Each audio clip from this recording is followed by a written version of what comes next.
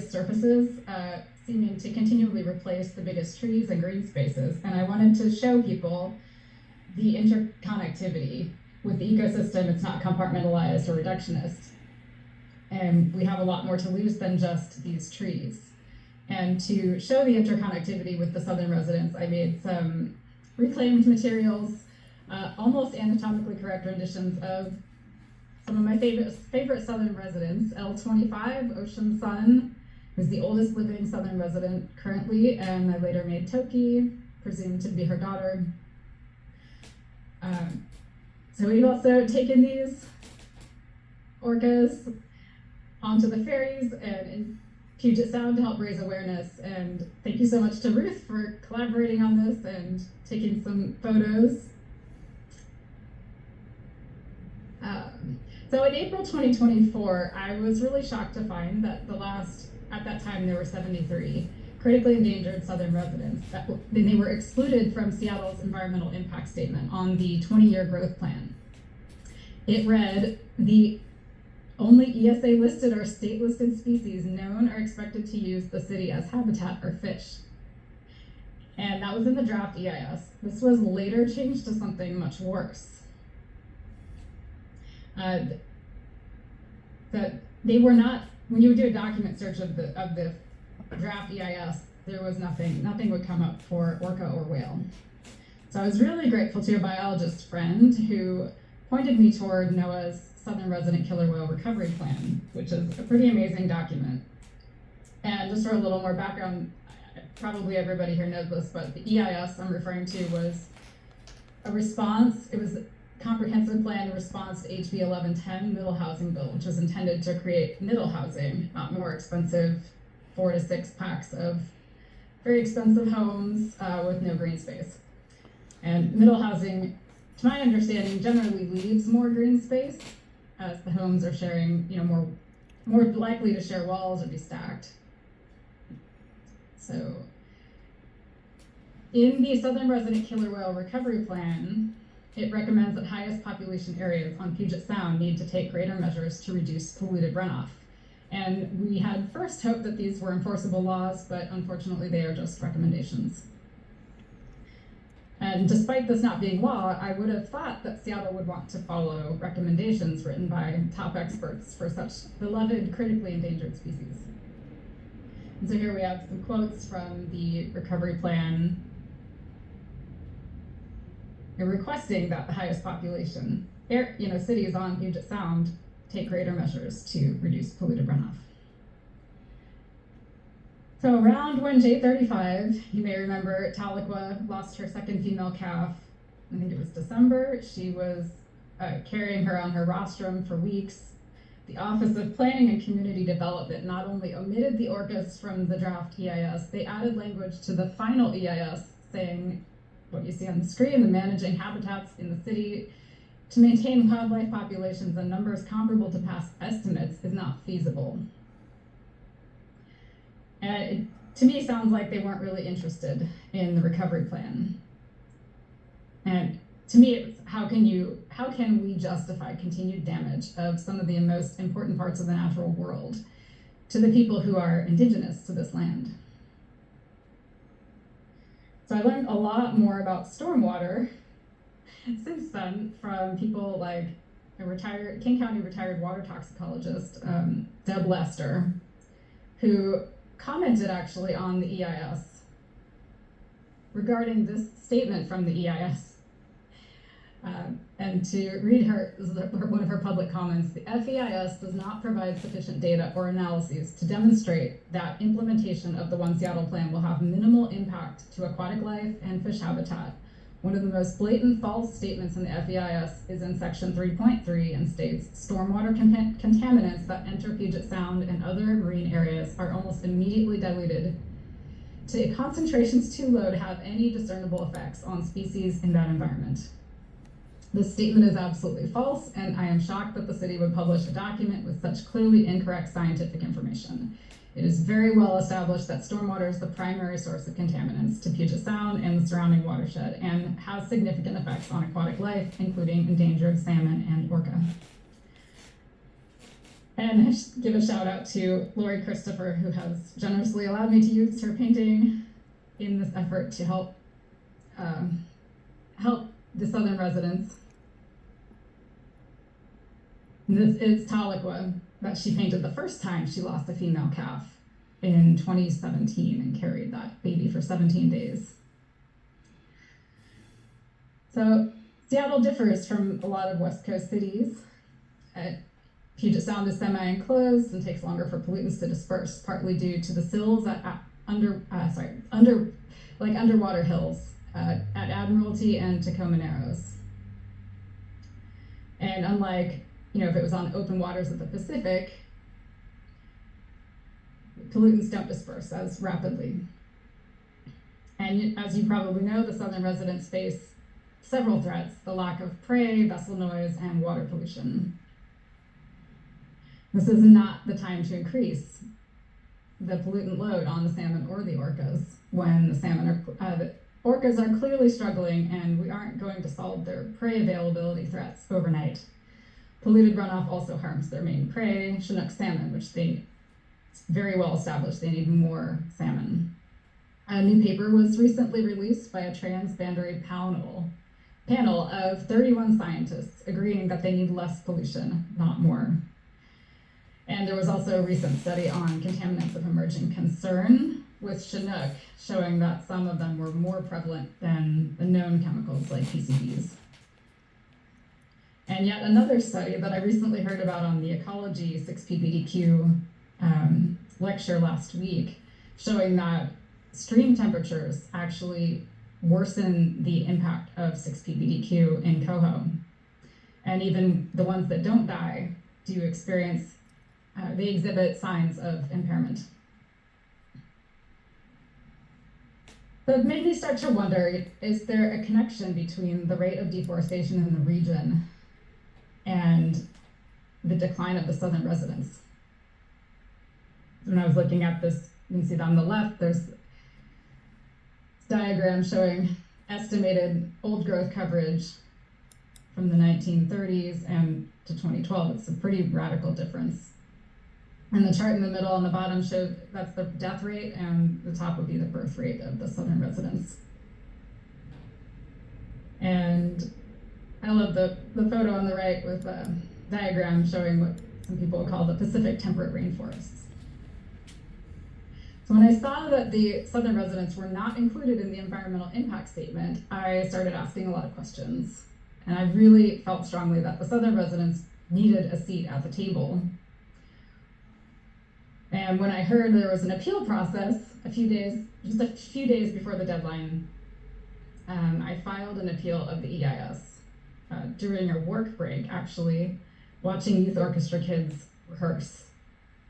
And I asked the city to consider the stormwater impacts of radically increased tree removals on the endangered species, like southern resident killer whales. And under SEPA, the city of Seattle is required to review proposed actions for their potential to cause significant environmental impacts, such as an increase in pollution impacting threatened or endangered species. And if there are impacts, the city is required to identify mitigation measures or determine what can't be mitigated. So pretty quickly, this appeal to the hearing examiner's office was dismissed on what I think is a very questionable interpretation of State Environmental Policy Act, or SEPA, exemptions. We are fighting this unjust dismissal in the Court of Appeals. We have just submitted our reply. It's all through written arguments right now. So we're waiting to hear back. And if we fail, the city's dismissal will likely be precedent setting and remove the public's ability to challenge an inadequate EIS. So now we're fighting for two things: the environmental issues, but also the public's right to file an appeal against a faulty EIS. So I'm very grateful and lucky to be working with Toby Thaler, an incredible longtime public interest attorney, and an amazing team of scientists and NGOs like Thornton Creek Alliance. So thank you. So many of you probably already know how all of this works, but who cleans the Orcas water?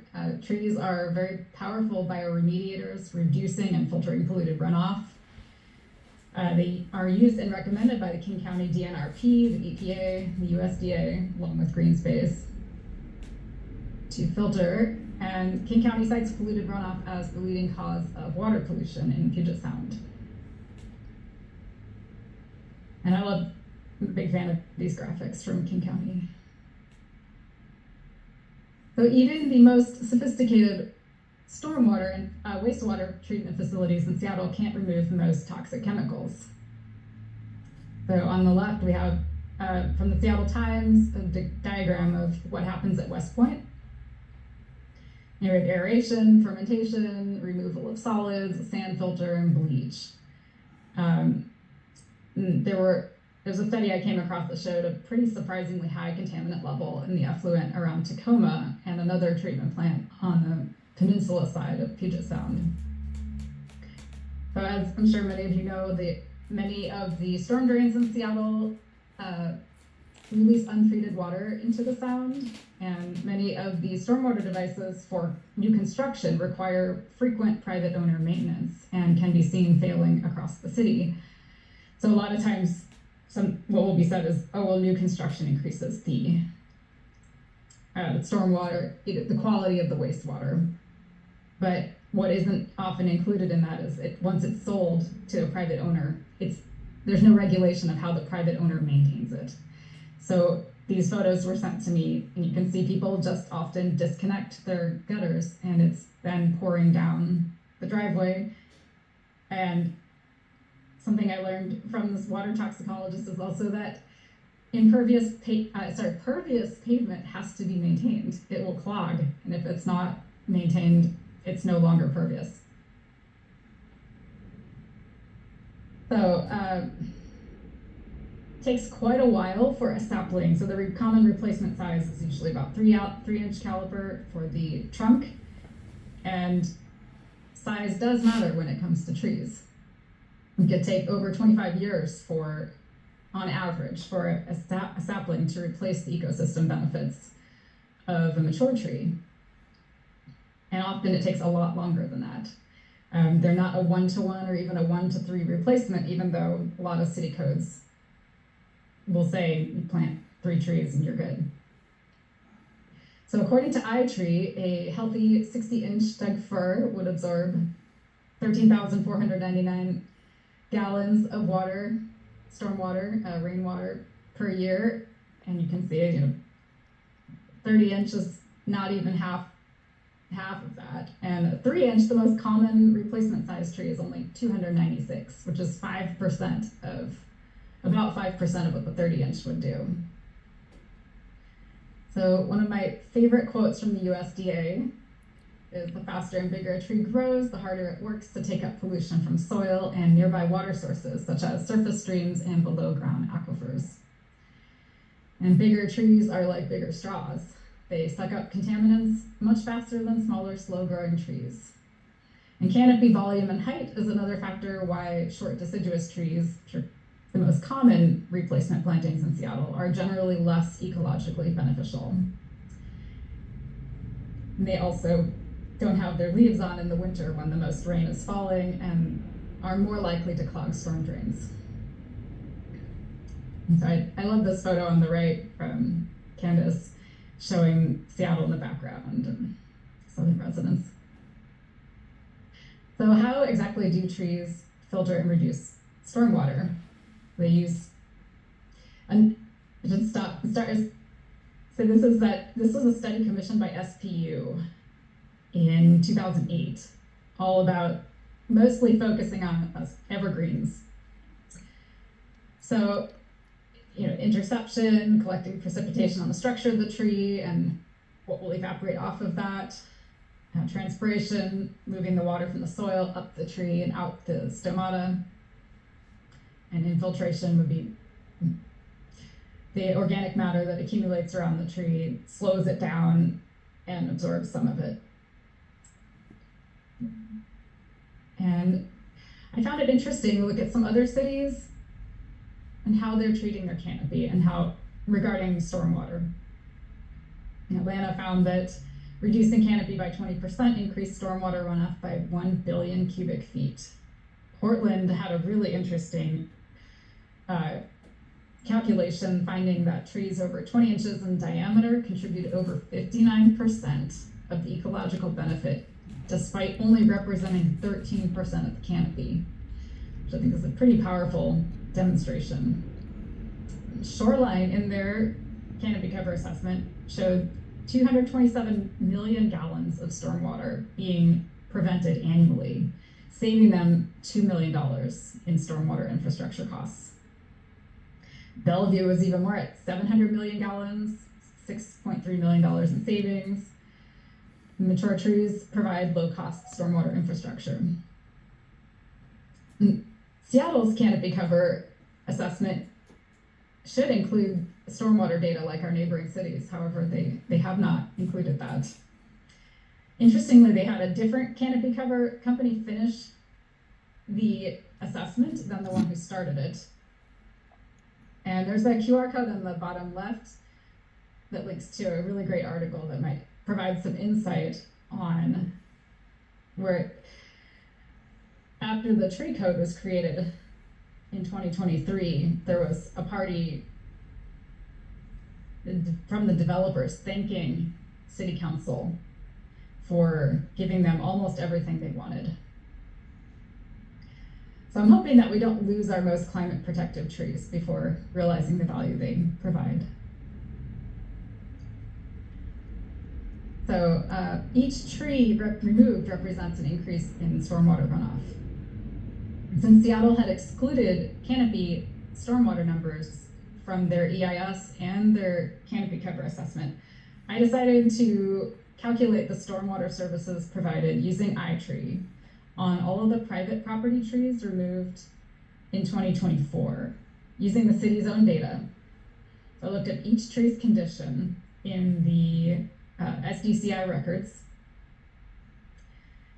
And so on iTree, there's 7 categories of tree health.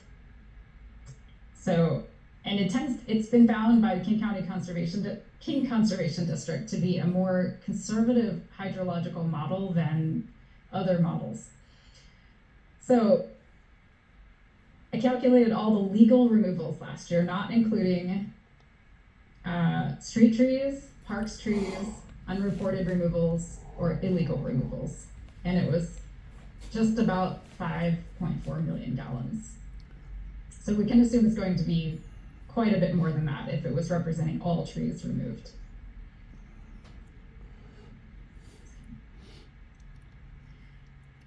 And I probably don't need to tell anyone here benefits of trees for salmon and other fish.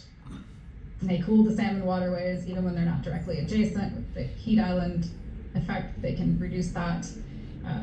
Cooling the ambient air helps lower the water temperatures, and according to a water ecologist that I worked with, trees help lower stream temperatures by cooling the pavement that the water runs over on its way into the waterways. What is in it for us? So unsurprisingly, what is good for orcas is also good for us. Living near trees has a lot of human health benefits, like higher birth weights, lower rates of asthma, cardiovascular disease, urban heat island effect reduction. One of the questions, interestingly, when I asked OPCD early on with EIS, like why didn't they consider the impacts on endangered species? I also asked them, can the electrical grid and the climate support increased reliance on air conditioning when shade trees are removed, especially for the low-income housing? And they didn't have much of an answer for that. So I know that we can add housing without clear cutting the last bit of our old forest and the biggest trees, and that cool our air and water and filter and they're great. Yeah, it's not a mutually exclusive situation. Also, this is one of my favorite videos of the Southern residents. So I would, like we know from the 330-300 concept, 3 trees from a home, 30% canopy cover, 300, distance to a park. I think it's 300 meters. Many architects, some of whom I think are here tonight, find that you can build with nature and with alternative, thoughtful site design, provide the same amount of housing instead of lot sprawl. And the southern residents are telling us that they need significantly more help, not more polluted runoff. And we have the choice to be the biggest problem or the biggest solution on Earth, and they are at our mercy. So let's help them by not increasing pollution when they really need us to help them more. And there's a quote from Dr. Giles that I just love. And we need to try something massively different and not make things worse for them. And there's a cute picture of her with Eva, the scat sniffing dog. So just ask people to join us in asking Seattle not to pave over Orca recovery efforts. I've asked Seattle to follow the original intent of HB 1110 and the NOAA Southern Resident Killer Whale Recovery Plan, preserve their free water filters and coolers. So I figure they're already suffering. Do we take away nature's free stormwater infrastructure, and which will undoubtedly increase the pollution in the water? I think Seattle really should have done a real environmental impact statement that prioritizes endangered species, aligns with the recovery plan and thousands of scientific papers agreeing that contaminated water harms the orcas and their Chinook. I would welcome people to contact City Council, the new mayor. Right now, they've actually introduced legislation to raise the SEPA categorical exemption thresholds to allow 90 space parking lots and building up to 65,000 square feet with only 1 unit of housing. This will be exempt from SEPA review, and also weakening tribal rights, which could impact cultural resources as well as CMTs, culturally modified trees. And this is on top of adding resolutions to the comp plan that have very open-ended building allowances for the developers. So if you would like more information on the EIS appeal, you can visit a website that was donated to me at orcaappeal.org, which has links to email templates to make it easy to reach out to City Council and the mayor. And I'll just mention quickly, Orca Conservancy has fiscally sponsored the appeal if anybody is looking to make a tax-deductible donation before the end of the year. The Orca Nexus is on the drop-down menu, so it's a little complicated. But thank you so much. That's the end of my presentation. Thank you, Jennifer. It was very informative. Yeah, and that was a beautiful video of the pod at the end there that you had. So questions. Janet Way asks, how can TCA and members donate to your legal fund? You kind of answered that. Do you have a link or anything we can put in the chat? Oh, yeah. Yes, I don't have it on me, but the website that I have has links to, can put that. Okay, I'll find it and we'll put it in there. And then David Moehring asks, thank you for the QR code. I will send the template message after this program to those listed therein, council@seattle.gov, Wilson Transition @seattle.gov, Bruce Harrell @seattle.gov, Ketel Freeman @seattle.gov, and Mayor Wilson @seattle.gov. And what's this link that you have here, David? Don't pay Orcas. Oh, that's one of the pre-written email templates. Oh, okay, yes. Oh, got it. Yes, thank you, David. Yes, so if you click on that link, you can get a template with an email all ready to go, and you can edit it to something that makes sense for you, what you would really, the points you would really like to stress, or you could send it as is. It's pretty complete. Pretty good. Yeah. Oh, yeah. And Jennifer's link is orcaappeal.org, and all the details are there. And so do you have the donation link there at Orca Appeal? Yeah, and David actually, I see he posted there's a GoFundMe that I had for Orca Conservancy fiscal sponsorship. I think they would prefer that if credit card donations, and that would maybe stay with the GoFundMe, but maybe go Orca. I know it's a little complicated. Orca Conservancy really stepped in to help with people who needed a tax deduction, like maybe through ACH or check, that kind of. Okay, so if it's a charge card, it's best to use GoFundMe, but if it's going to be ACH or check that you send in, then you would go to the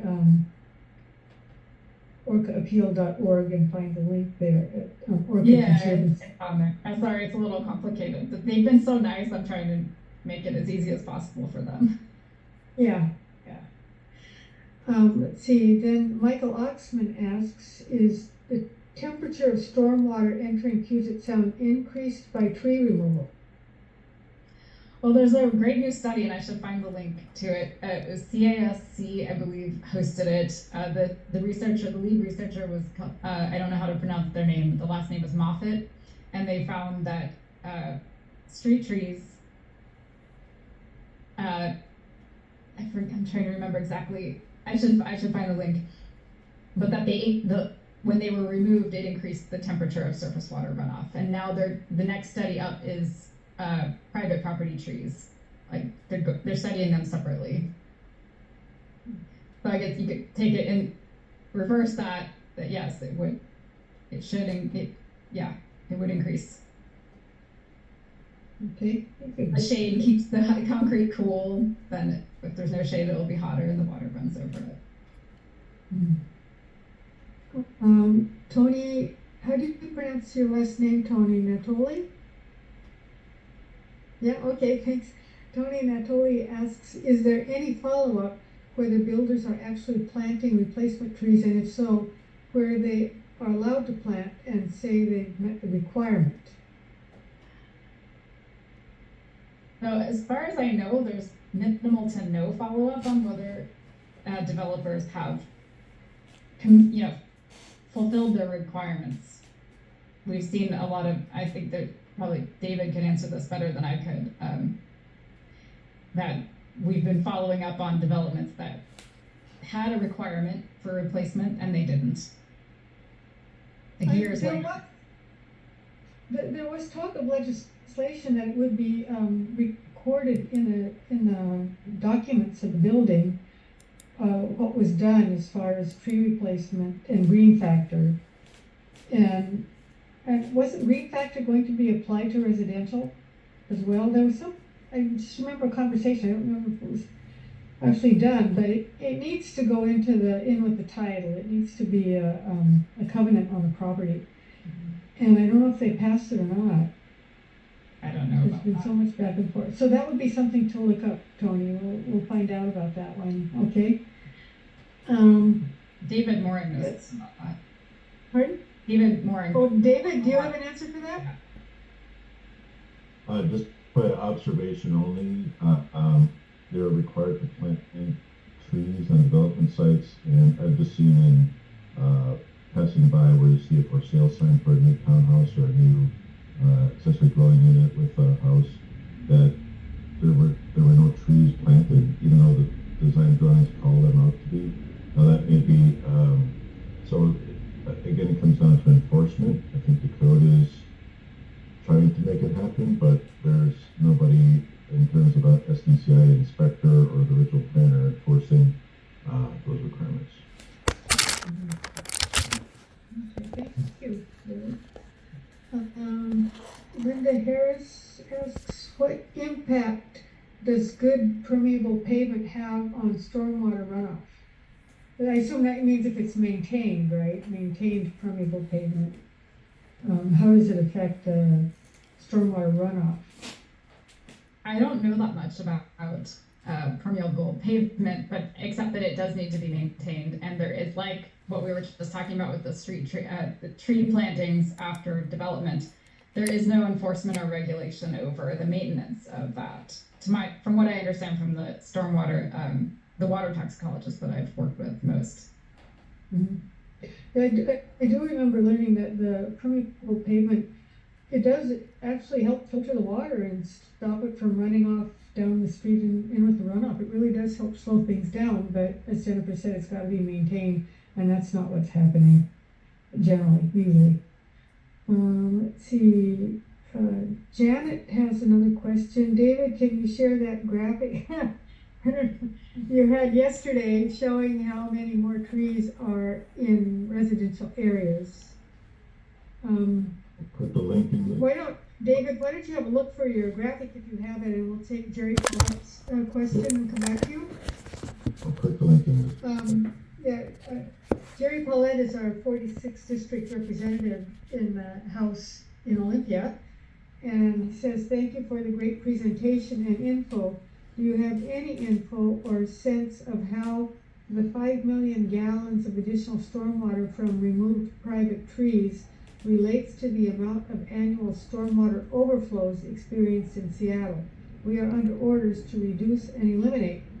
Well, there's a good question. That's an amazing question. Yeah. I'll have to look into that. I don't know the amounts of the annual overflows. I have been looking this week, even just yesterday after the rain, on the King County listing, and I think 4 of them were overflowing. But I don't know I haven't, that's a really good idea. Thank you for bringing that up, because Yeah. it would be a great, a great thing to know. Yeah, that's a good question, Jerry. Thank you. Yeah, that's a really good question. Yeah. Yeah, and it brings up another, Well, yes. Jennifer. Well, no, it's okay. Yeah. Go ahead.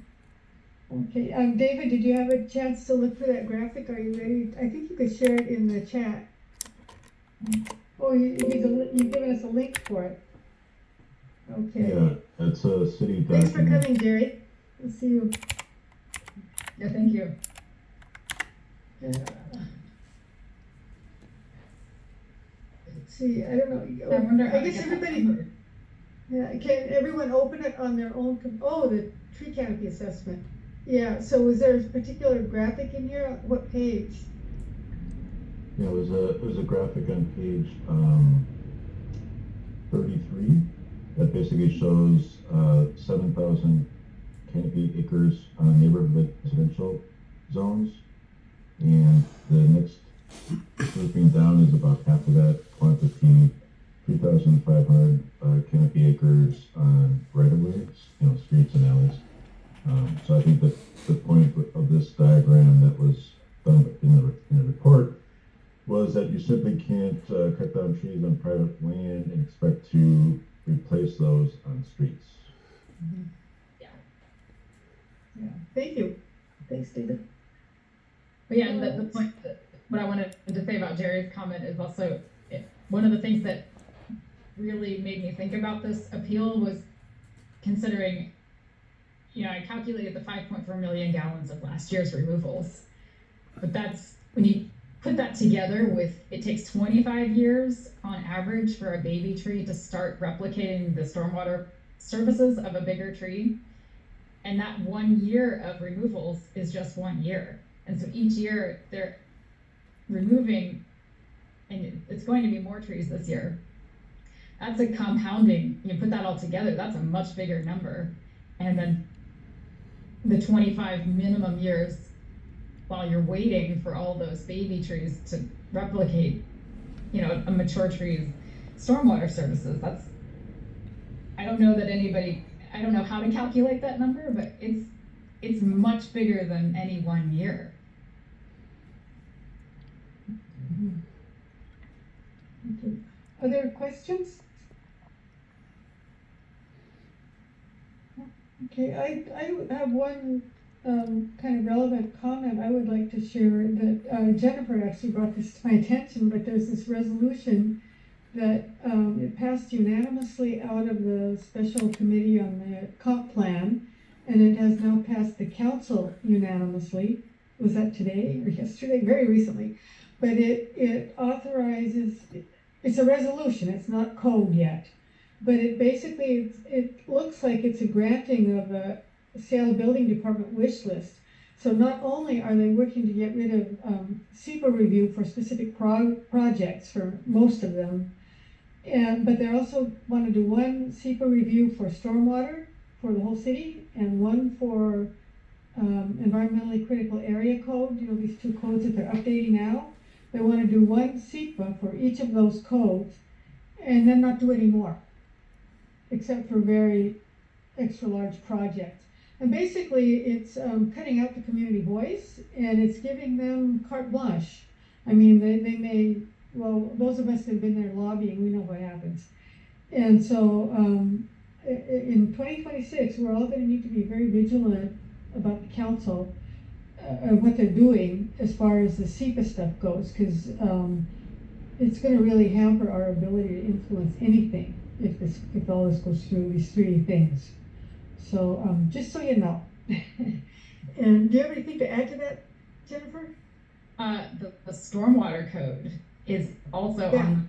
The next meeting is January 14th, and I think that is one way that to try to help protect impervious surface allowances from ballooning out there as well, because I feel pretty strongly the developers are going to be using that to advance their agenda as well. So I would really strongly encourage as many people to be as vocal as possible and as active as possible in that process, encouraging them to really preserve green space however they can in that code, because that's what the developers are after. And let's see, question from Pamela Adams. Orcas, salmon, beavers are still a big part of our Puget Sound biology, who live in this flora ecosystem. Our agencies have gaps in these species and the flora they depend on. We need an Orca salmon beaver code of better management in all departments. It takes a village. And thank you, Jennifer, and everyone here tonight. Yeah. Thank you both.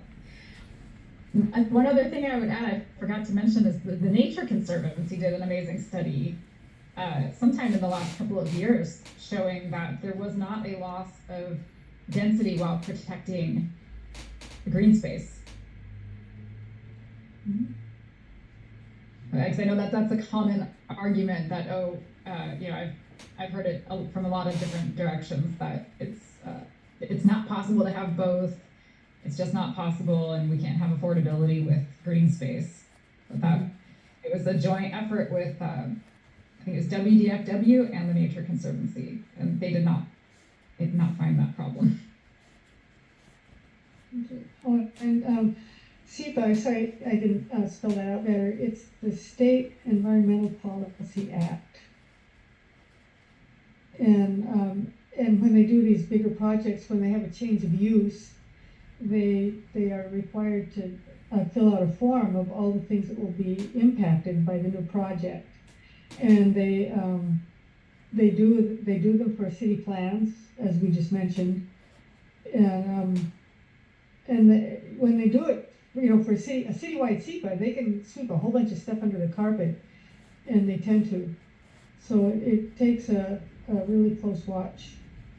But that's our voice. That's when we get to speak up. Once they announce a change and they publish their SEPA review, then we speak up and say, well, you missed this and this, and what about that?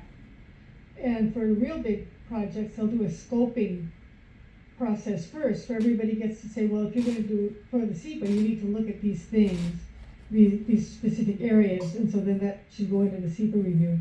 But the bigger the project, the bigger the process. And anyway, they're working on getting the community voice out of it.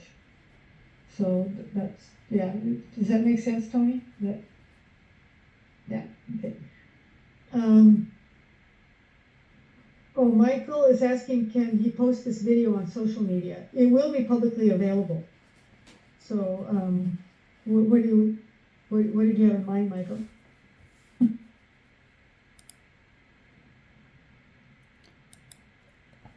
My idea is to post this video on YouTube. Oh, Where do we post them, Gary? How does it work? Now, we usually send it out on our chip mail listing, so that people have that through that service. We don't normally put it onto YouTube. It's possible, but Jennifer may have this kind of presentation already on YouTube that people can go to. Is that correct? Yeah, there's another one. It's not exactly the same, but yeah, pretty similar. At Toki TV. Yeah, well, it will be sent out. Anyway, everyone will have access.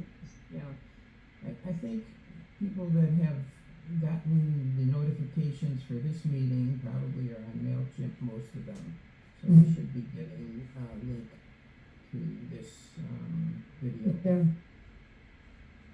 Yeah. Let's see. Oh, Toni, you had another question here. Is it possible for someone to provide a list of the dates of votes coming up on these issues so we can email council members any other next steps we can act on? There's tons, but the agendas come out 5 days in advance. We don't always know right away, and Third Creek Alliance does have a land use committee that I am chair of, but there's so much going on. I'm also president, so I'm doing double duty here, and there's so much going on in land use that it's really hard for me to keep up and get everybody notified of each thing. If somebody would step up and help with that, I could do a much better job. But as it stands, it's really hard, and yeah, you have to. Well, why don't you send me an email, Toni, and we'll see what we can work out. But I just cannot keep up. It's a fire hose because it's not only Seattle, it's also shoreline, and they're updating the same codes. And but if you send me an email, Toni, and I'll see what we can do and help you keep in the loop. But also Tree Action Seattle and Trees and People Coalition, they're on top of all that tree stuff. And if you're on their list, you'll get a lot. The stuff about the SEPA code, Tree Action Seattle sent it out, didn't they? But I don't think they had all the information in it. I don't. Yeah. And yeah. Remember, I know I sent that out. I do have a little email list. It's not. I use it just pretty much for stuff like that. So that's also on my website. Okay, you can sign up on your website? Yeah, I have like a email list that's really just for that. But for what? For which? What do you mean just for that? And you know what Toni's asking about, list of votes, and although sometimes council stuff. Yeah, that's very helpful. Yeah, the stormwater code. I try to put those out. Although a couple of things with city council in the last week, they put something on the agenda 48 hours in advance. Yeah. Which is really hard to get the word out because we have to think about what we need to say about it, how we're going, make sure it's accurate, put it into a wording that makes sense. And it's a lot to do in a really short, and have people fact check everything, really do our due diligence before spreading something to a large number of people. And sometimes it's hard to get. Yeah, I'm sorry. Sometimes there's not a lot of public advance notice, but also the stormwater code has a great page at the City of Seattle with that you can sign up for their notifications as well. Oh, getting involved in the stormwater code update. Stormwater code. Yeah. There is a page I feel for like that. that's the best thing we could do right now is the City of Seattle. That would be Get involved in the updates and keeping up on the SEPA stuff is a big deal too, I think. Yeah, and the critical areas ordinance I think is up as well. Yeah. Yeah. I would have to say one thing about shoreline. You actually have a sense that they're listening. They actually seem to respond sometimes to what we say. Whereas we don't get that kind of feedback very well in Seattle. So it's kind of gratifying to weigh in shoreline and feel like you've been heard. I know, Janet Way, you have a lot of experience with shoreline, and I know it's not always beautiful, but compared to Seattle, Now, Seattle feels a little bit impervious. yeah, there we go. Okay, so let's see. Oh, Steve Zemke, replacement of an 80-year-old Doug fir takes 80 years. Trees keep growing. Developers use lower figures, which are not true. Suggest refer to tree replacement based on age of trees removed. Thanks to Michael Oxman for the explanation. Yes, thank you. Yeah, some of these people have been working together for decades, and so there's a lot of valuable information sharing that goes back and forth here. But yeah, it takes 8 years to replace an 80-year-old tree. If it's okay to add something, one interesting thing I learned about the stormwater code recently is that they have a table that has rankings of BMPs, best management practices. This is all the different, impervious surface, pervious pavement, wetlands, ponds, all these things are listed on there. However, I noticed the tree ranking was very low. And I found out that's because they're averaging the age of the tree. So Steve's comment reminded me of that.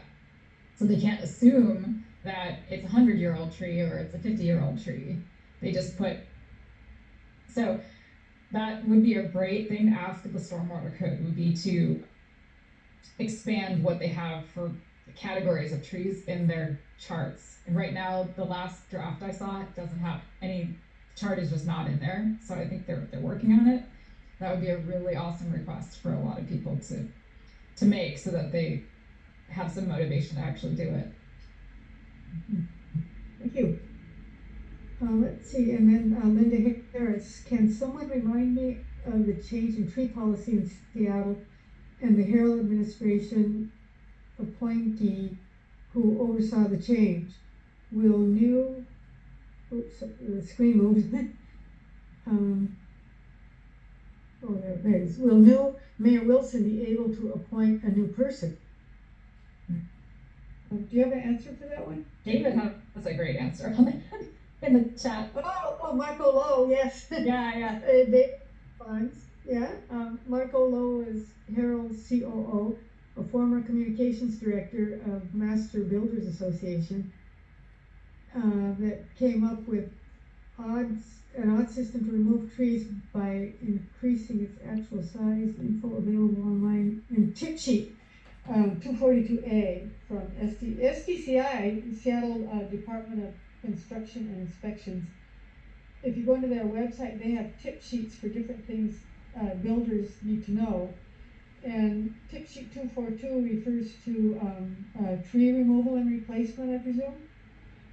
So anyway, Marco Lowe was instrumental in giving away our trees, and hopefully Mayor Wilson will do a better job. And it's been pointed out that her parents are naturalists, right? One of them's an ornithologist, and what's the other one? Anyway, Veterinary biologist, I think I heard.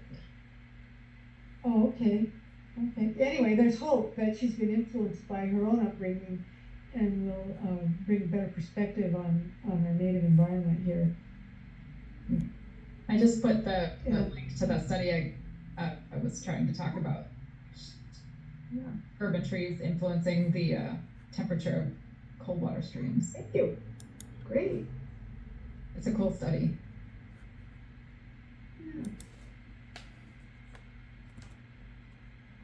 Yeah. Pamela has a question, and maybe we can remember the land and water are working with us with loving us. Oh, it's quoting Robin Wall Kimmerer. Thank you, Pamela. And any more questions? Comments? I guess we could just open it. Oh, here's one more question.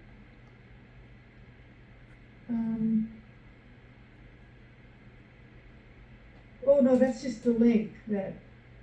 Oh, that's tip sheet. Thank you, David. Yeah, that's the tip sheet. Okay.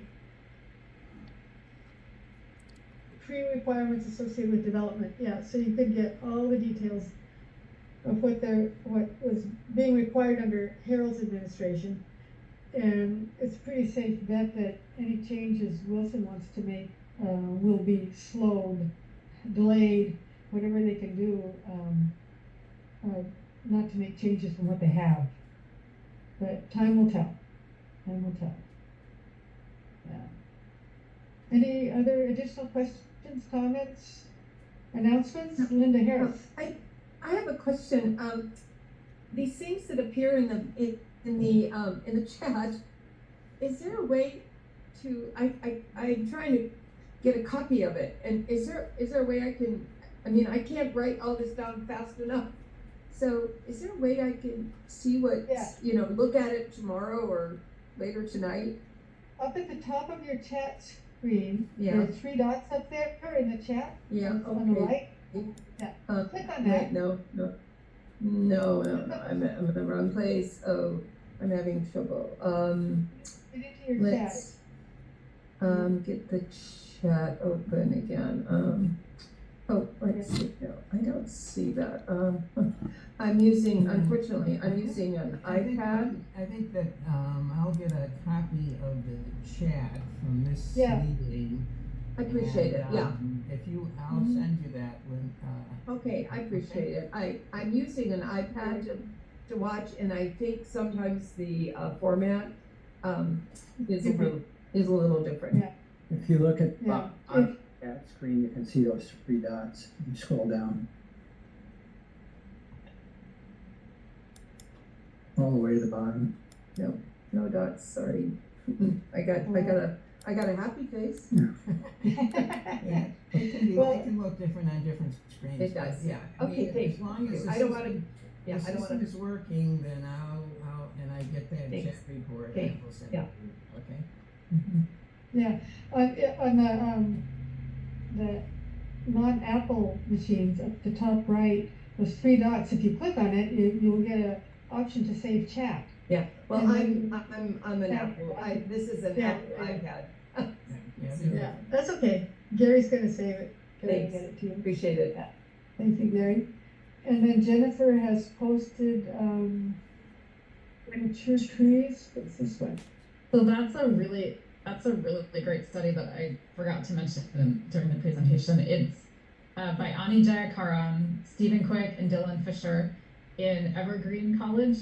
They hooked up these newer machines for hydrology to 4 native species, some of which were in a parking lot at Evergreen College. All right. So a lot of the criticism in the past was like, oh, you're measuring the hydrology of trees way out in forest. Like it's not the same as in an urban setting. So they did this amazing thing in the Evergreen College parking lot. And they left it on for over a year so that they had all the seasons calculated, and then they could compare between the seasons, how much the trees were taking up. And they found some really interesting things, because I've heard some really prominent arborists say, well, trees just all go dormant in the winter. Well, that's not what they found. They found that the evergreens were barely dropping down at all in the winter. And the deciduous trees did drop somewhat, but anyway, the numbers are in there. I think it's an amazing study, so just to share it. Thank you. Yeah, we're getting a lot of great resources here. Steve Simke says, don't assume new mayor will do better protecting trees. Well, need for people to contact her and her transition team.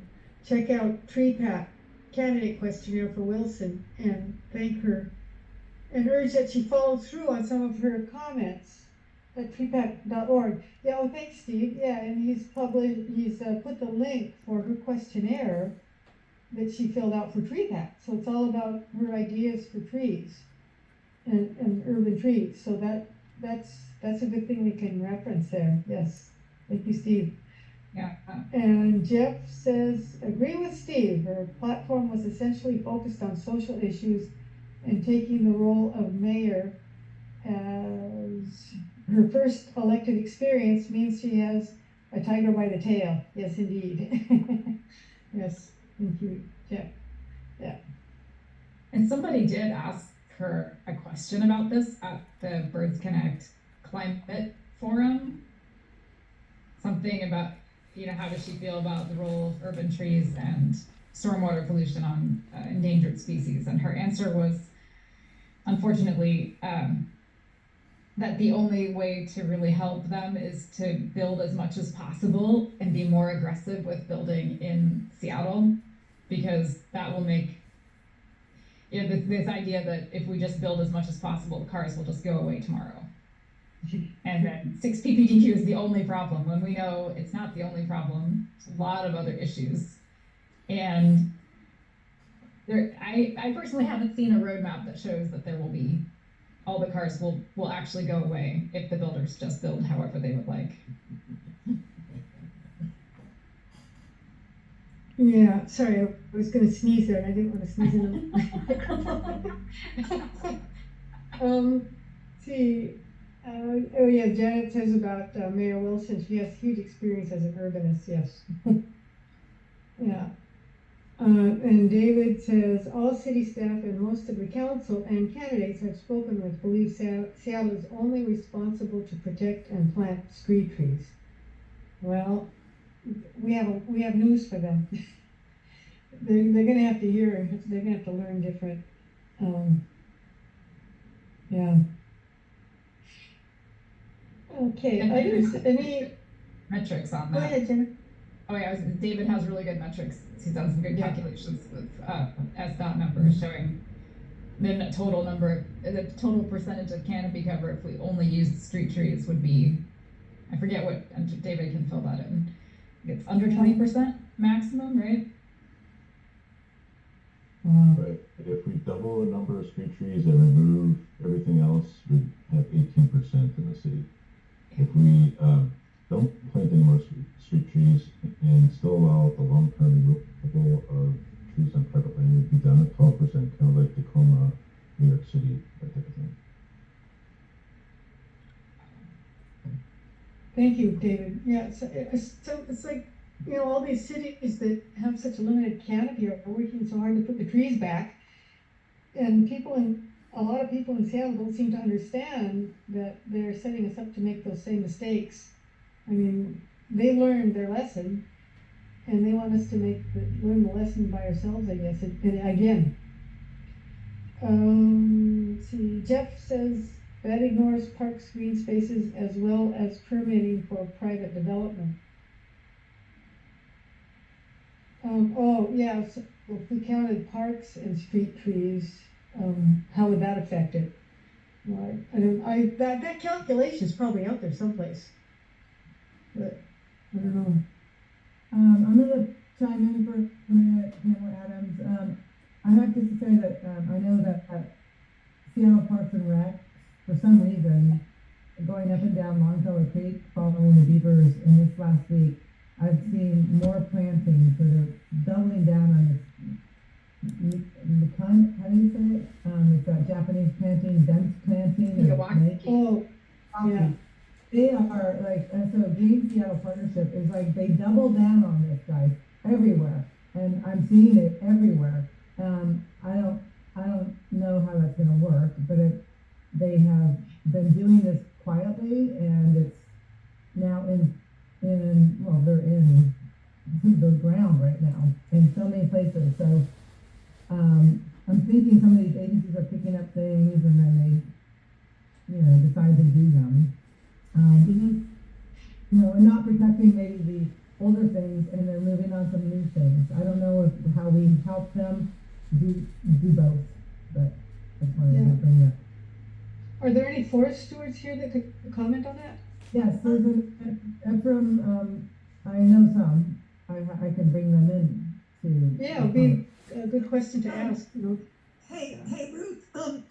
So at Paramount Park, our friend Jim Gronin, who did he's a forester, by trade. He's getting his PhD in forestry, and he has made a big point of that at Paramount Park with the planting he's been doing over the last few years. That this really dense planting of conifers results in what happens is that the conifers, they start to compete with each other, and then they grow narrow and tall because it's just kind of a natural progression that they do is to compete, and then they grow faster. So it's just an interesting theory that this comes from. He works for the Forest Service, so. Yeah, it's still very controversial, and I don't know how, we don't know how it's gonna work here, right? But, you guys should look into it, but anyway, just to let you know that agency is putting a lot of money into this new thing, maybe not, preserving trees. Yeah, well, I guess it's good to have the attention, huh? Preserving them is better. Yes, Yeah. I totally agree. It seems like that very dense planting, you might not get a monoculture, but you would wind up with a few very successful plants and trees and some other stuff that would just get crowded or shaded out over time. It might take years, but over time, I think it might sort of self-sort. But unless they get in there and prune them. And, my experience in a small area in Paramount Park was that when we planted the conifers, they shaded out the blackberries. They're just gone. So it does have a lot of good effect. Yeah, and like a perfect willow can shade out weed canary grass, which is growing in Thornton Creek and places you don't want. So it's a combo, right?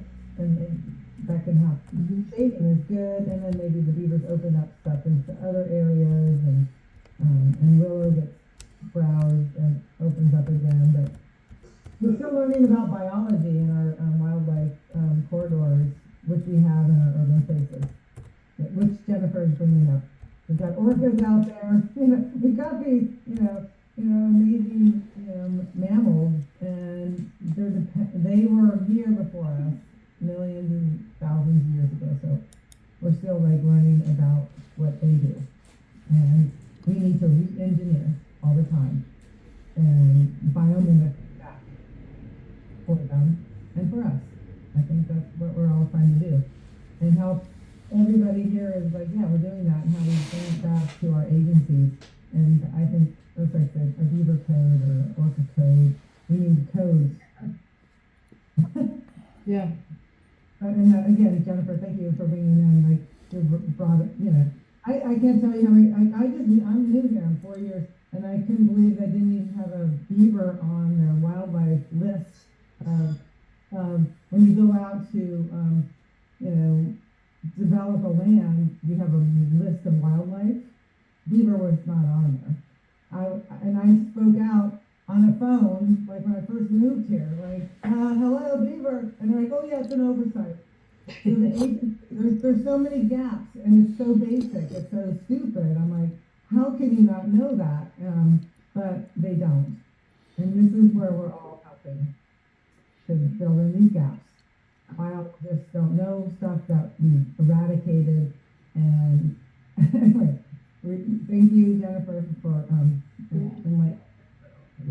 Well, that points up why it's so important to keep the SEBA review, because it gives people a chance to tell them what they've left out or what they've misconstrued. Absolutely, and everybody needs to chime in. I'm just going to say that. Everybody needs to chime in.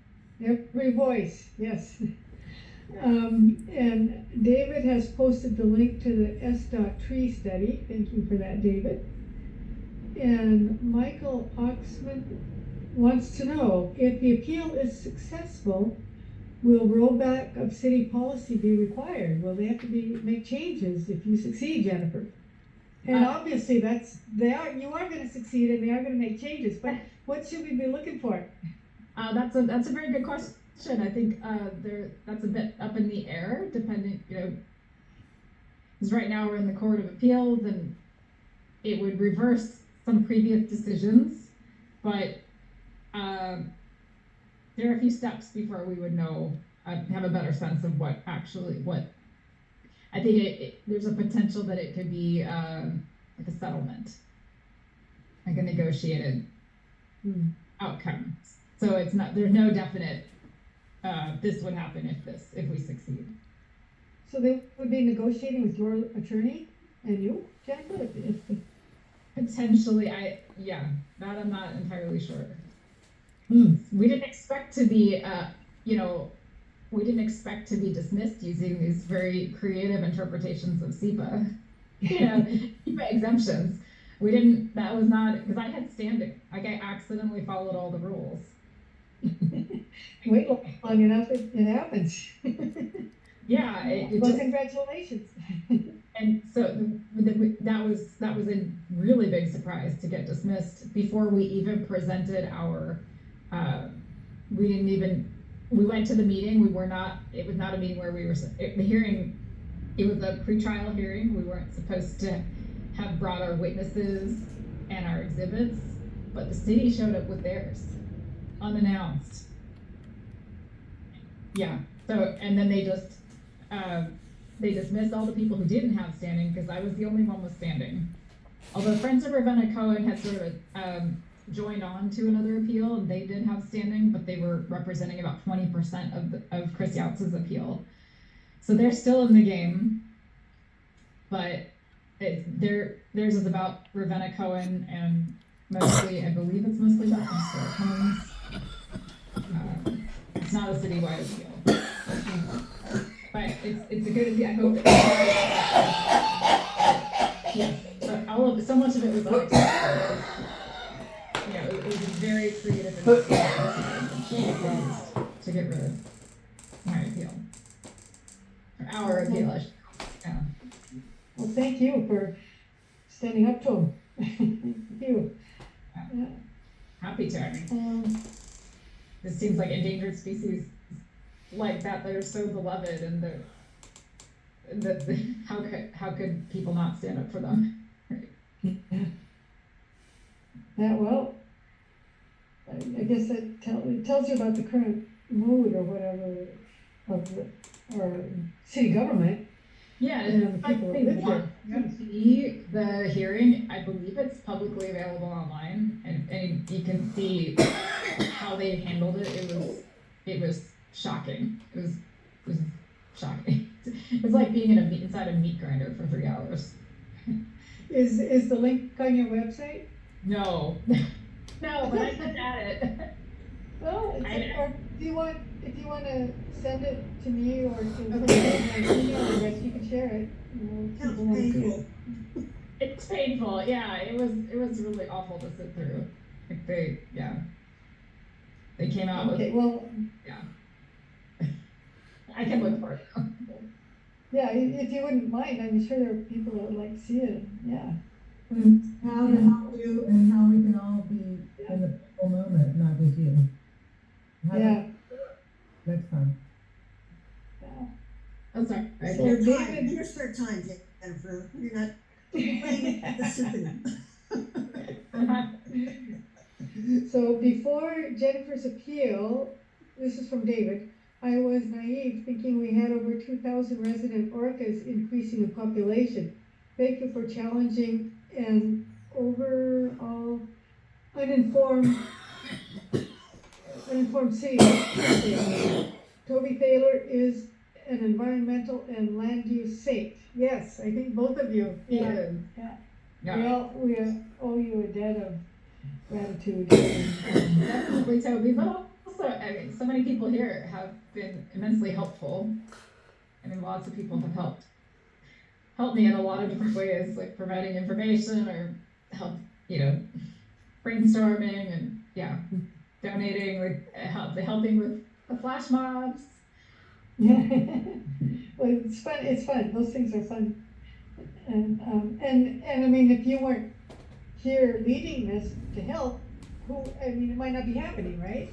And so you're inviting everyone to do the right thing, to help the right thing become reality. Yeah. Yeah, but Well, I think we've covered. Pardon?